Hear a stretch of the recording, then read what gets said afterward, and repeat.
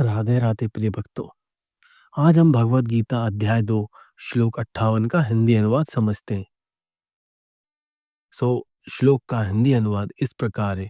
जो मनुष्य अपनी इंद्रियों को उनके विषय भोगों से खींच लेने के लिए उसी प्रकार से योग्य होता है जैसे एक कछुआ अपने अंगों को संकुचित करके उन्हें कवच के भीतर कर लेता है और दिव्य ज्ञान में स्थिर हो जाता है।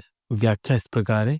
इंद्रियों की तुष्टि हेतु उनके विषयों से संबंधित इच्छित पदार्थों की आपूर्ति करने का प्रयास ठीक वैसा ही है जैसे जलती आग में घी की आहुति डालकर उसे बुझाने की कोशिश करना। जैसे आग में घी की आहुति डालने से वह शांत नहीं होती अपितु इससे आग की लपटें और भीषणता से भड़कती हैं, उसी प्रकार इंद्रियों की तुष्टि करने से वे शांत नहीं होती है।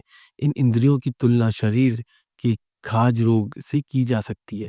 खाज कष्टदायक, खाज मतलब खुजली कष्टदायक होती है और खुजलाहट करने की प्रबल इच्छा उत्पन्न होती है। खुजलाहट समस्या का समाधान नहीं है, कुछ क्षण इससे राहत जरूर मिलती है, फिर यह खुजलाहट अधिक वेग से बढ़ती है। यदि कोई इस खाज को कुछ समय तक सहन कर लेता है तो इसका दर्श दुर्बल होकर धीरे धीरे समाप्त हो जाता है।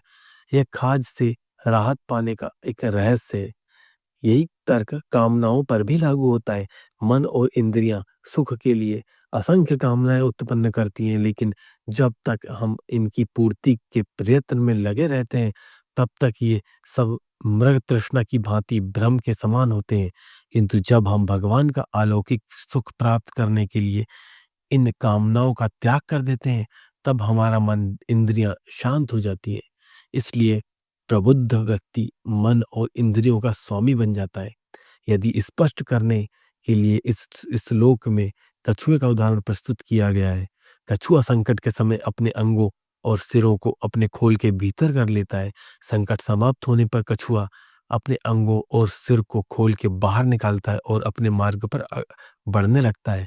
प्रबुद्ध आत्मा भी इसी प्रकार से अपने मन और इंद्रियों पर नियंत्रण रखती है और परिस्थितियों के अनुरूप उन्हें संकुचित और उनका विस्तार कर सकती है। राधे राधे।